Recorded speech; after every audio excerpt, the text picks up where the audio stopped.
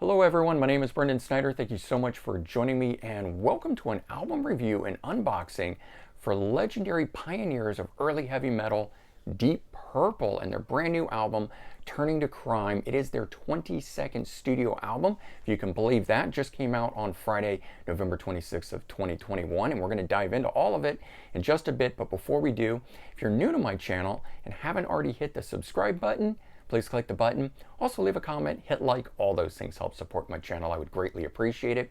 And of course, as an added bonus, by subscribing, you'll be able to stay up to date on all that's going on in the world of music, just like this, with a review and unboxing for the brand new Deep Purple Turning to Crime album. So a little bit of history and context on the band. They formed 53 years ago in 1968, originally starting out as a psychedelic hard rock band. And they began to shift into more hard rock, heavy metal style sounds. And by 1970, they had made a full transition with the album In Rock and were now into the hard rock and early metal sounds, certainly becoming a pioneer in that early style. And then the band itself is also known for having had a number of different lineups throughout the years, including some very famous musicians that came through the ranks. In particular, Ritchie Blackmore on guitar, who of course would also form Rainbow. David Coverdale was on vocals at one point, going on to form White Snake. We have Glenn Hughes on bass, who would front Black Sabbath and have a very successful solo career.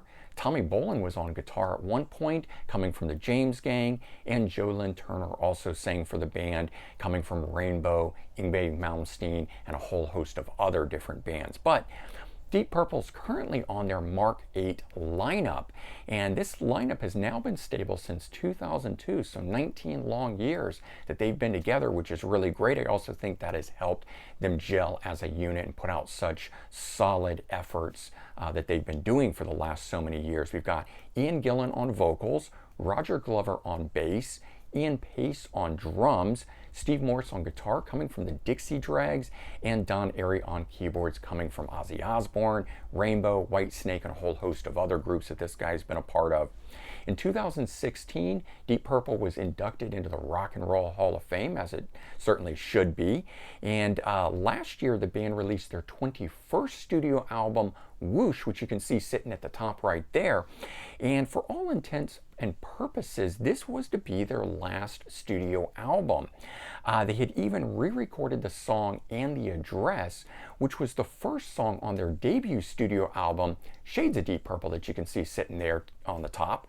And they placed it as the last song on Whoosh. So the idea of creating a nice bookend to the start and finish of their recording career, and that was the thought behind it. They then set out to do a tour and everything, but of course the pandemic hit and touring was canceled. And so the band decided to spend their time recording a new album, which leads us to what we're going to talk about, Turning to Crime. This is what they went into the studio and did. And so, as I said, 22nd studio album, coming just 15 months after their last album, Whoosh. And it's the quickest back-to-back albums that they have done since somewhere in the mid-70s. And the other thing is, this is an all covers album. So while their first hit was a cover, which was the song Hush, that was written by Joe South, and he had had his own hit with it. And they've recorded covers over the years. They've never actually recorded an entire album worth of covers. So this is a first for them also in that regard. And it features a lot of great artists, or songs from a lot of great artists.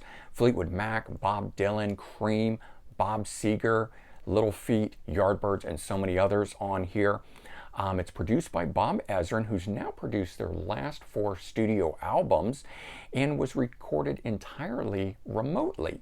So instead of getting together in the studio like they previously had, and certainly due to the pandemic and the lockdown, they did this all remote, which is an interesting thing in and of itself. They did it by sending tracks back and forth and so forth. And they felt that recording an album worth of covers was a thing they could do like that, as opposed to needing to be in the studio to write together. So that's how we ended up at a covers album. The album is quite diverse, covering a lot of different styles: rock, psychedelia, blues, jazz, folk. Lots of interesting song choices in here, some working better than others. Some, in my opinion, are too famous in their own right. And so for me, I don't hear the new version. I really just hear the original version of it. And so on a song like White Room by Cream, that's a song that just seems like everybody covers. And so for me, at least, it's hard to hear Deep Purple. I just keep hearing the original on that. But my only real complaint on this album is about track number 9, The Battle of New Orleans. This is a folk country song that was originally done by Johnny Horton in 1959, and it just has a very different feel to it than anything else that's on this album, and for me at least, it breaks the flow. While the band certainly sounds like they're having a really good time on this particular song, I don't think it works as well as the rest of the album and within the context of the album as a whole. The one saving grace, though, about that song is knowing that Ian Gillan and Roger Glover used to perform that song in their pre-Deep Purple band, Episode 6. So that's certainly an enjoyable thing here, and knowing that some of these songs and things have those sort of legacies to it makes for a fun listen in that regard. However, I would say most of the songs that are on here the band has been able to make it their own. And so you've got songs like track number 6, Oh Well, which was originally done by Fleetwood Mac in 1969. Their version of the song, 3 minutes and 25 seconds, but Deep Purple has embellished it and brought it up to 4 minutes and 30 seconds, putting their own stamp on it and lots of extra guitar and keyboard jams, giving this a real sinister feel to it, in my opinion. And then track 7, Dixie Chicken. This one here originally done by Little Feat in 1973, and their version of it was 3 minutes and 56 seconds. Deep Purple has lengthened it to 4 minutes and 43 seconds.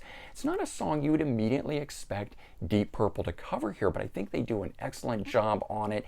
In particular, keyboardist Don Airey shines all throughout this number here. And then track number 10, Lucifer. It's my favorite song off of the album so far, at least. Originally done by Bob Seger's System in 1970, and the original version was 2 minutes and 21 seconds, but Deep Purple has extended it to 3 minutes and 45 seconds. And so this one here, in my opinion, is the most Deep Purple sounding of any of the tracks that are on the album. I think it was a really great choice of a cover for them. I especially like Steve Morse's guitar playing on here, and I think also the keyboard solo on this really stands out. And so as you can see with each of the tracks that are on here, Deep Purple have extended and embellished the songs, making each one their own on here. And I think that just makes for a really good album when you can have a band that can interpret the songs, making it their own. And so let's take a look at this. This is the front cover of it, which I'm not sure if you'll be able to really see here, but even though this is a digipack, these are of a polished or shiny nature, while as the rest of this is matte. And the words like Deep Purple and these lines of the strings going across it, making the connection, are actually embossed and raised on here. So it does make for something nice, even though this is one of the cardboard packs, something that I prefer not to have. I do like the jewel case, and I will say this, it was advertised as having a jewel case edition, but it's not available through Amazon, so I don't know who's selling the jewel case edition, but I got a digipack version of it, and I'm not too happy with that, but it is what it is. The CD is in here, and I actually like the look of the CD, just the graphics and the way that it was done. It's actually the lines that are behind somebody when they're being photographed with the mugshot and that sort.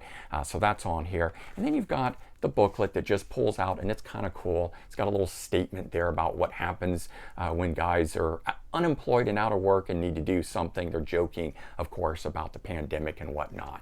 And then the inside of it, you got some information about the songs, but the graphics are done very well to this. There's a lot to go through and look at, just cool things playing on that idea of these guys turning to crime, being arrested, and so forth. Good shots of the guys. Fun time to be had going through all of that. And there you go. That is the packaging of this. And so bottom line on this album here, the band is clearly having fun on the album, not taking things too seriously. I think that's a good thing. Yet they're still able to create a really enjoyable album. This one feeling like a Deep Purple album. Again, I think that's hard to do sometimes on cover albums, but they managed to do it with those extended jams and stuff like that on it. You know, for me at least, I'm taking the album for what it is. It's a band having fun, making the best of a bad situation, meaning they weren't able to tour during the pandemic and the lockdown, so they made another album out of it, and we got that. And I just sort of see this album as like a series of B-sides, each one telling a different story about the early days of Deep Purple and their influences. And with that in mind, I'm enjoying the album. I hope you guys do too. On a side note, I want to add this because I just read this in interviews about the album. Vocalist Ian Gillan is saying that they might make a volume 2 of this, and it would be something that would be done between studio albums. And also that the band is no longer on their Long Goodbye tour. So it's sounding as though that the band is back, playing lots more and making new albums, all for us to enjoy. We'll have to wait and see. But no longer sounds like they are retiring, so I think that is the best news of all. All right, there you go. That is the review for Deep Purple's brand new Turning to Crime album, their 22nd. Do check the description for links to related videos. In particular, I did a full review of their previous studio album that was all original, Whoosh. I'm going to leave a link in the description. You can check that out. Certainly, if you've enjoyed this video, please share it out on social media. I would really appreciate that. All right, everyone, take care. Have a great day, and I'll talk to you all real soon. Bye-bye, everyone.